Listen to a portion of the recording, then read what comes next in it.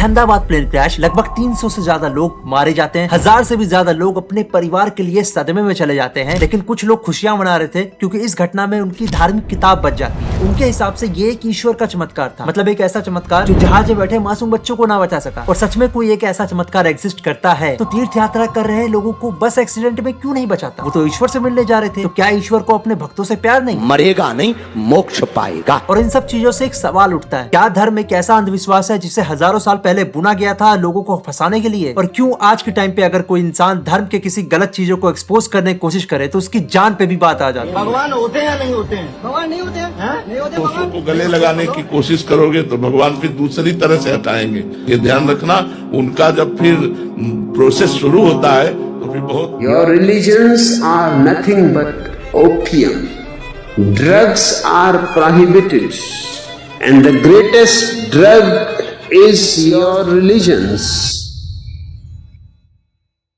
एक रिपोर्ट्स की माने तो दुनिया में जितने भी धार्मिक लोग हैं, स्पेशली कल्ट लोग और सबसे एक्सट्रीम रेडिकल लोग हैं, इनकी क्रिटिकल थिंकिंग बिल्कुल ना के बराबर होती है। ये लोग सच कभी जानना चाहते ही नहीं। अगर आप इनके धर्म में कुछ गलतियां ढूंढोगे तो ये लोग कुछ न कुछ तरीके से आप ही को गलत समझेंगे। और ज्यादातर धार्मिक लोग जिस भी चीजों का जवाब नहीं ढूंढ पाते, उनके हिसाब से ये एक चमत्कार है। जैसे हजारों साल पहले जब बिजली कड़कती थी तो लोग उस बिजली को देख के डर जाते थे। इतने में एक बंदा आता है और कहता है ये एक परमात्मा का गुस्सा है और मुझे ही पता है परमात्मा के गुस्से को शांत कैसे किया जाए। और वो लोग डर के कारण उस बंदे की बात मान जाते हैं और वो बंदा इस चीज का पूरा फायदा उठाता है। और इसी डर का फायदा एंशिएंट टाइम से कितने ही पाखंडियों ने उठाया है। जब तक विज्ञान किसी चीज की व्याख्या नहीं कर पाता हम चमत्कार मानते हैं। और इसी पे एक कहावत है, विश्वास करोगे तो पत्थर भी भगवान है और विश्वास नहीं करोगे तो एक पत्थर सिर्फ पत्थर है। और आज के टाइम पे भी कुछ ऐसा ही हो रहा है, बस फर्क इतना है पहले रिलीजन का इस्तेमाल किया जाता था लोगों को डरा धमका के कंट्रोल में करने के लिए, और आज इस्तेमाल होता है लोगों के वोट जीतने के लिए। आज धर्म लोगों को जोड़ने से ज्यादा लोगों को बांटने का काम करता है। चारों तरफ जितने भी वॉयलेंस होते हैं, दंगे होते हैं, केवल और केवल धर्म के नाम पे होते हैं। कोई धर्म को बचाने के लिए कानून खुद ही हाथ में ले लेता है तो कोई धर्म के लिए आतंकवादी बन जाता है। कहीं पे सुन्नी मुस्लिम सिया से नफरत करता है तो सिया मुस्लिम सुन्नी से नफरत करता है। और हिंदू धर्म के अंदर ब्राह्मण कभी किसी दलित का पानी नहीं पीना चाहता और कोई दलित मंदिर में जाता है तो उसकी पिटाई हो जाती है। मुझे अलग बैठना पड़ता है, अकेले।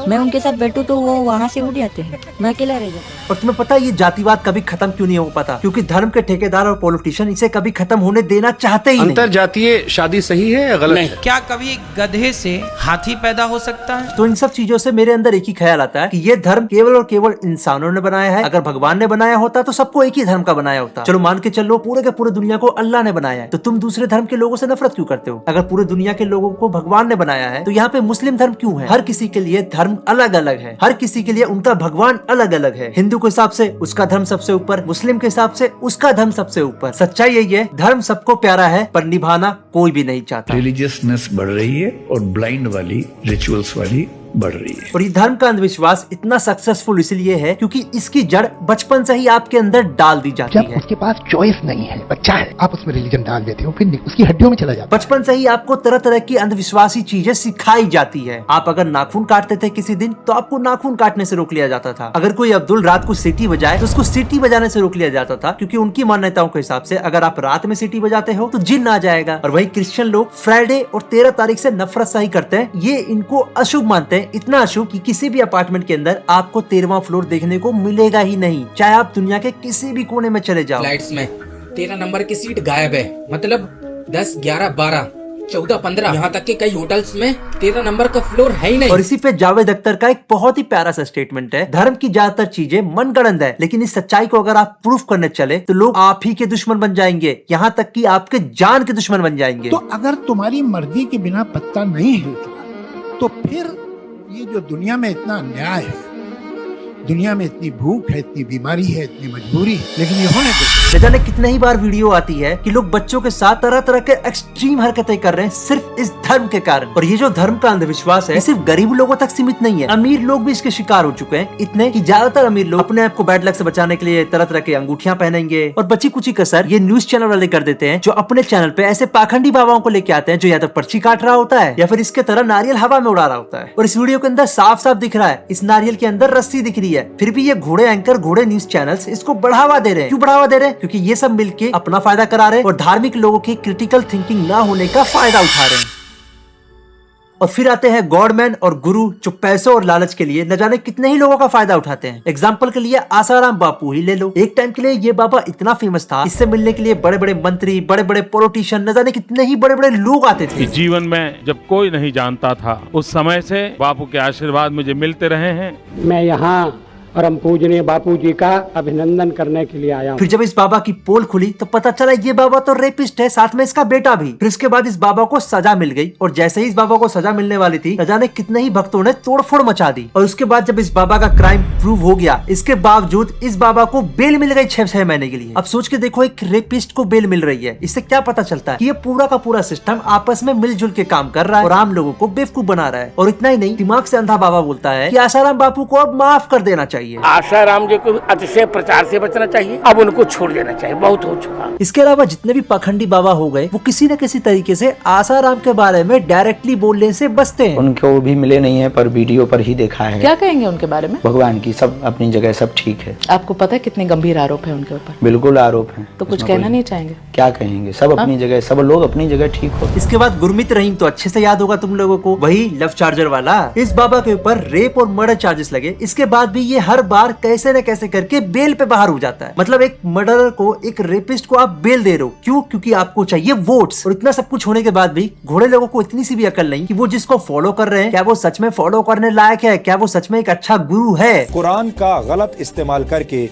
ये व्यक्ति कैसे बौद्धिक आतंकवाद फैला रहा है। डॉक्टर जाकिर नाइक को 1 साल के लिए इंडिया में आजाद छोड़ दो, आप आधा इंडिया मुसलमान हो जाएगा। क्योंकि जाकिर नाइक ने अपने कुतर्कों से सुसाइड बॉम्बिंग को भी जायज बताने की कोशिश की है। ये एक जहरीली खुराक है जिसके दम पर ISIS जैसे आतंकवादी संगठनों का धंधा चलता है। पर सच्चाई तो यही है, ये सारे के सारे बाबा मिलके तुम्हारे क्रिटिकल थिंकिंग ना होने का फायदा उठा रहे हैं। और यही रीजन है, जब लोगों की क्रिटिकल थिंकिंग ना हो तो बजेंद्र सिंह जैसे लोग भी एक स्पिरिचुअल गुरु बन जाते हैं। ये तेरी बहन बोल नहीं सकती थी? नहीं बोल सकती थी। मेरा यसू यसू, मेरा यसू यसू। हाँ बेटे, अभी क्या हुआ, अभी क्या हुआ? बोलने लगे। और तुम्हें पता है ऐसे बाबा को इतनी हिम्मत कैसे मिलती है? क्योंकि इनके पास इतने ज्यादा अंधभक्त हैं कि अगर कोई इन्हें गिरफ्तार करने आता भी है तो इनके भक्त तोड़फोड़ मचा देते हैं और इन्हीं के तोड़फोड़ के कारण न जाने कितने ही लोगों की जान तक चली जाती है। सब हिंदू एक हो जाओ और पत्थर मारने वालों के घर पर बुलडोजर चलवाओ।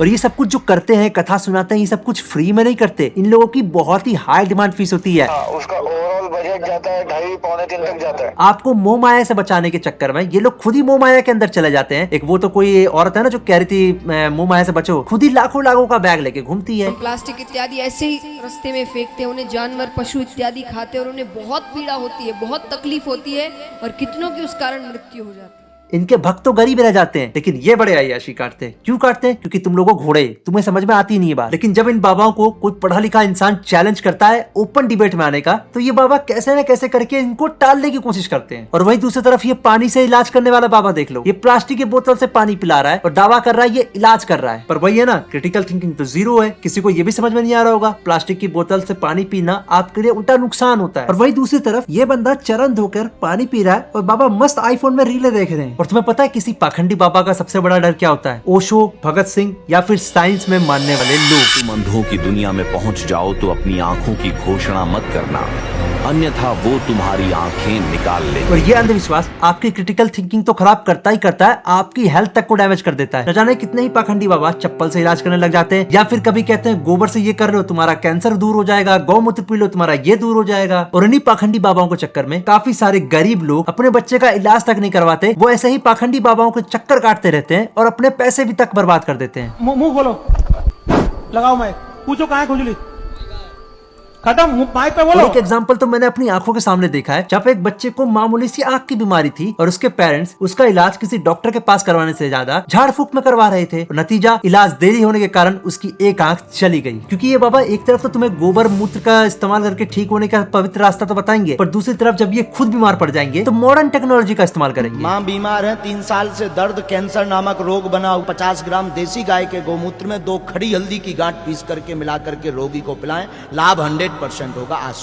अगर इनको गोबर में इतना ही दम लगता है तो ये छोटे मोटे डॉक्टर से क्यों इलाज करा रहे हैं? गोबर ही लपेट लो। और न जाने कितने ही बार साइंस ने धार्मिक किताबों को गलत पाया। एग्जाम्पल के लिए साइंस के हिसाब से धरती गोल है, लेकिन काफी हजारों सालों तक लोगों का ये मानना था कि धरती चपटी है। और अनफॉर्चुनेटली आज भी काफी सारे लोग ऐसे हैं या फिर कल्ट लोग ऐसे हैं जिनके हिसाब से धरती चपटी ही है। ये साइंस ही गलत है। और ये जो रिलीजन वर्सेस साइंस है ये अभी से नहीं चलता आ रहा, ये सदियों पुराना है। गैलीलियो के टाइम पे जब गैलीलियो ने बताया कि धरती किसी का सेंटर नहीं बल्कि धरती सूरज के चक्कर लगा रही है, तो चर्च के काफी सारे पाखंडियों ने उनका यकीन किया ही नहीं। उनके हिसाब से गैलीलियो उनके ईश्वर का मजाक उड़ा रहा है। और फिर होना क्या था, ईश्वर का मजाक उड़ाने के लिए गैलीलियो को सजा तक दे दी गई। और गैलीलियो को सजा मिली ही इसलिए क्योंकि वो अंधों की फौज में खुद एक आंख बन के घूम रहा था। अब आप में से बहुत सारे लोग कहोगे जब इतने बड़े बड़े साइंटिस्ट जैसे कि आइंस्टाइन, न्यूटन, यहाँ तक कि अपने एपीजे अब्दुल कलाम साहब जैसे लोग भी भगवान में मानते थे, तो मैं कौन होता हूँ भगवान में ना मानने वाला। देखो डेफिनेटली कोई यूनिवर्स में एक ऐसी पावर है जिसे हम गॉड कह सकते हैं, पर वो डेफिनेटली इंसानों के द्वारा बनाया गया गॉड तो नहीं है। और जो आइंस्टाइन गॉड में बिलीव करते थे वो इंसानों वाले गॉड में नहीं बिलीव करते थे, वो गॉड को एज अ मेटाफोर यूज करते थे, यानी कि नेचर का लॉ या फिर कोई एक ऐसी एंटिटी जिसे हम गॉड कह सकते हैं। और आइंस्टाइन ने जितने भी रिसर्च किए वो कभी भी उन्होंने रिलीजियस बेसिस पे नहीं किए, उन्होंने बेसिकली साइंटिफिक प्रूवन बेसिस पे किए। तो हाँ, वो गॉड में बिलीव करते थे, एक ऐसे गॉड में जो इंसानों के द्वारा ना बनाया गया हो, और साइंस में भी काफी अच्छे थे। उसके अलावा बात करें न्यूटन्स की, तो न्यूटन्स भी काफी हद तक रिलीजियस थे। उनका यह मानना था कोई ना कोई एक ऐसी पावर है जो ये यूनिवर्स को चला रही है। उन्होंने इस पे काफी ज्यादा रिसर्च करने की कोशिश की, काफी ज्यादा ढूंढने की कोशिश की, पर कभी भी उनका ये रिलीजियस सेंटिमेंट उनके साइंटिफिक सेंटिमेंट के बीच में नहीं आया। साइंस में उन्होंने जो भी खोज की वो उन्होंने साइंस के बेसिस पे की। और इन दोनों से अलग अपने एपीजे अब्दुल कलाम साहब, ये काफी ज्यादा रिलीजियस थे। इन्होंने कुरान पढ़ी, भागवत गीता पढ़ी और सारी की सारी होली किताबें पढ़ी जब भी इनको टाइम मिला। उनका मानना था रिलीजन का इस्तेमाल करके एक अच्छा इंसान काफी सारे दोस्त बना सकता है, और जो छोटी सोच के लोग हैं रिलीजन का इस्तेमाल करके लड़ाई झगड़ा करवाते हैं। और ये सब कुछ उनके पर्सनल बिलीव्स थे, कभी भी उनके पर्सनल बिलीव्स उनके साइंटिफिक रिसर्च में नहीं आए। साइंस का इस्तेमाल उन्होंने साइंस के तरीके से ही किया। तो इन तीनों एग्जांपल से एक चीज साबित होती है, जितने भी साइंटिस्ट भगवान में मानते थे या तो वो एक एंटिटी के तौर पर भगवान में मानते थे या फिर भगवान के अच्छे साइड में मानते थे। और देखा जाए यही पढ़े लिखे लोग रिलीजन को ढंग से फॉलो करते हैं, और इनके तरह अगर सारे लोग भी रिलीजन को फॉलो करें तो रिलीजन सच में वो बन जाएगा जो हम बनाना चाहते हैं। बट अनफॉर्चुनेटली यही सोच तो छोटे इंसानों में नहीं होती। वो लोग रिलीजन का इस्तेमाल करते हैं लड़ाई झगड़ा करवाने के लिए, पर कभी भी कोई ये समझना नहीं चाहता सबसे बड़ा रिलीजन तो ह्यूमैनिटी है। और आज के टाइम पे अगर आपको कोई बाबा अच्छा लग रहा है, चाहे किसी भी धर्म का हो, तो जरूरी नहीं कि वो अच्छा है इसलिए आपको अच्छा लग रहा है। पॉसिबिलिटी ये भी है कि उसका पीआर अच्छा है इसलिए आपको वो अच्छा लग रहा है। एक अच्छा पीआर गए से गए गुजरे पाखंडी बाबा के भी करोड़ों भक्त जमा करके दे देता है। 100 इन्फ्लुएंसर्स हैं तो उनमें से मेरे ख्याल से 5-7 ही हैं जो कायदे की बात कर रहे हैं, बाकी तो कोई गोबर खिला रहा है, तरह तरह के अंधविश्वास फैला रहे हैं। और ये अंधविश्वास का लालच इतना बड़ा है, अगर आप अमीर हो तो आपको दर्शन अच्छे से करने दिया जाएगा, अगर गरीब हो तो आपको 1 सेकंड तक भगवान के पास टिकने नहीं दिया जाएगा। और इसमें देखा जाए भगवान की कोई गलती भी नहीं है, ये तो वही पाखंड है जो भगवान के नाम पे पाखंडी फैला रहे हैं। और अनफॉर्चुनेटली इन सब चीजों पे आप कभी खुल के बात कर ही नहीं सकते, क्योंकि खुल के बात करोगे आपके जान के लेने के देने पड़ जाएंगे। लेकिन अतीत में एक ऐसे व्यक्ति थे जिन्होंने इस पे खुल के बात की, ना हिंदू देखा, ना मुस्लिम, ना क्रिश्चियनिटी, सारे के सारे धर्मों को बराबर क्रिटिसाइज किया, और उनका नाम था ओशो। दुनिया में कोई और देश होता तो इन नागा साधुओं को पकड़ के पागल खाने में रख दिया जाता। वो हीरो हैं जिनमें विलन वाले भी गुण हैं, या विलन है जिनमें हीरो वाले गुण हैं, या यही उनकी खूबसूरती है जो उन्हें औरों से अलग कर देती है। और इसीलिए वो शो आज भी मुसलमान बच्चा पैदा होता है, खतना करो इसका, जल्दी खतना करो। कि अगर परमात्मा को खतना ही करके भेजना था तो उसने खतना कर ही दिया हो। ओशो का कहना था जिस दिन लोगों ने एजुकेशन को पा लिया, जिस दिन लोग टेक्नोलॉजी से वाकिफ हो गए, उस दिन ये सारे के सारे मंदिर, मस्जिद, चर्च सब कुछ खाली हो जाएगा। उनके हिसाब से असली धर्म फ्रीडम और ह्यूमैनिटी है। और दुनिया के अंदर जो भी कॉन्फ्लिक्ट चल रहा है ये पूरी तरीके से एक ऑर्गेनाइज्ड रिलीजन के कारण चल रहा है। उनके हिसाब से कभी भी अमेरिका और रूस आपस में नहीं लड़ेंगे, ये लोग छोटे छोटे देशों को आपस में लड़वाएंगे जो आपसी में धार्मिक रूप से मानते हो। फॉर एग्जाम्पल आपके सामने चाहे इजराइल वर्सेस पैलेस्टीन ले लो, चाहे कोई और कंट्री, सारे की सारी कंट्री में लड़ाई होती है जो भी कंट्री धार्मिक होती है। इसके अलावा एक रिपोर्ट्स ये भी बताते हैं कि जो भी कंट्री जितनी धार्मिक होती है उसमें डेवलपमेंट के चांसेस उतने ही कम होते हैं, और जो भी कंट्री जितनी नास्तिक होती है उसमें डेवलपमेंट धार्मिक कंट्री से तेजी से होता है। और सेम आइडियोलॉजी काफी हद तक भगत सिंह की भी थी, जिन्होंने एक बहुत ही अच्छी किताब लिखी why I am an atheist, जिन्होंने इसके अंदर बात करी कि उनका एथिस्ट बनना क्यों आवश्यक था। A God-believing Hindu may expect to be reborn a king. A Muslim or a Christian might dream of luxuries he hopes to enjoy in paradise as a reward for his sufferings and sacrifices. What hope should I entertain? I know that would be the end when the rope is tightened around my neck and the rafters move from under my feet. Without any selfish motive of getting any reward here or in the hereafter, quite disinterestedly, have I devoted my life to the cause of freedom. अब इससे अंदाजा लगा लो, जब भगत सिंह जैसे influencer और powerful लोग भी लोगों को इन सब माया जाल से नहीं निकाल पाए, तो आपको लगता है आप निकाल दोगे? कतई नहीं। और किसी धार्मिक व्यक्ति को आप एथिस्ट बना दो, ऐसा पॉसिबल ही नहीं है। एक बंदा धार्मिक से एथिस्ट तभी बन पाता है जब उसके अंदर की खुद की चाह हो। और इंसानों ने एक चीज बना ली है, हर चीज का इल्जाम भगवान पे डाल देने का। अगर उनके साथ कुछ बुरा हो रहा है तो भगवान ने कुछ सोच समझ के उनके साथ बुरा किया होगा, अगर कुछ अच्छा हो रहा है तो उसका सारा क्रेडिट वो लोग भगवान को दे देंगे, अल्लाह को दे देंगे कि इसमें कहीं न कहीं हद तक भगवान नहीं चाहा होगा तभी मेरे साथ ऐसा हुआ है। कभी भी वो खुद की मेहनत को काउंट करेंगे नहीं, क्योंकि बचपन से ही उनको यही सिखाया गया है कि जो भी तुम्हारी जिंदगी में हो रहा है भगवान की दया से हो रहा है। इन द एंड मैं यही कहूंगा, इस वीडियो के अंदर जो भी मैंने बोला वो मेरे पर्सनल विचार थे। इससे तुम्हारे को इंस्पायर होना हो ना होना हो वो तुम्हारे ऊपर है। मैं किसी को इंस्पायर करने वाला कोई भी नहीं होता हूँ। जो मेरे मन में था वो मैंने बोल दिया, जिसका मेरे को पूरा अधिकार है। बाकी that's all guys, I hope आपको वीडियो मजा आया होगा। नहीं मजा आया कोई बात नहीं, नियॉन मैन की लेके आ जाओ, पर वीडियो को अनसब्सक्राइब मत करना। हम मिलते हैं आपसे अगली वीडियो में, तब तक के लिए सायोनारा।